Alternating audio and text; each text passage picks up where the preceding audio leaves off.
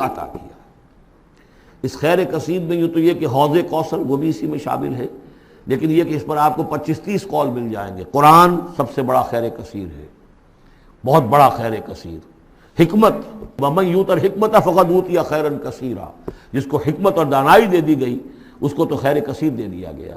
تو ہم نے آپ کو وہ سب کچھ عطا کر دیا ہے، اور بہتات کے ساتھ عطا کر دیا ہے، جو انسان کی انسانیت کے لیے، اس کے لیے یوں سمجھیے کہ ترہ امتیاز بن سکتا ہے۔ فَصَلِّ لِرَبِّكَ وَانْحَرْ، بس اپنے رب کے لیے نماز پڑھا کیجئے اور نحر کیجئے، اونٹ قربان کیا کیجئے۔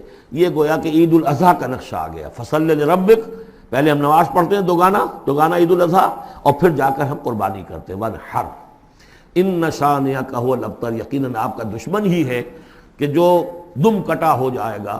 اس کا پس منظر یہ ہے کہ جب حضور کے ایک صاحبزادے بچپنی میں فوت ہو گئے تو کچھ جو کفار تھے مکے کے، انہوں نے بڑی خوشیاں منائیں کہ ایک ہی بیٹا تھا، باقی تو ان کی بیٹیاں ہیں۔ آپ کو معلوم ہے کہ 4 بیٹیاں تھیں حضور کی صلی اللہ علیہ وسلم، لیکن یہ کہ بیٹا جو تھا وہ ایک ہی تھا، وہ اللہ نے اٹھا لیا، تو بڑے خوشیاں منائی گئیں کہ یہ تو اب دم کٹا جیسے ہوتا ہے جس کا کوئی پیچھے نام نہ رہ جائے۔ بیٹیوں سے تو نام چلتا نہیں، نام تو چلتا بیٹوں سے، تو اب ان کا تو کوئی تذکرہ ہی نہیں رہے گا، کوئی بات نہیں، جب تک یہ ہیں آگے کوئی نام لینے والا نہیں۔ تو فرمایا کہ نہیں، ان کو تو کروڑوں بیٹے اللہ عطا کرے گا، کروڑوں اربوں بیٹے عطا کرے گا۔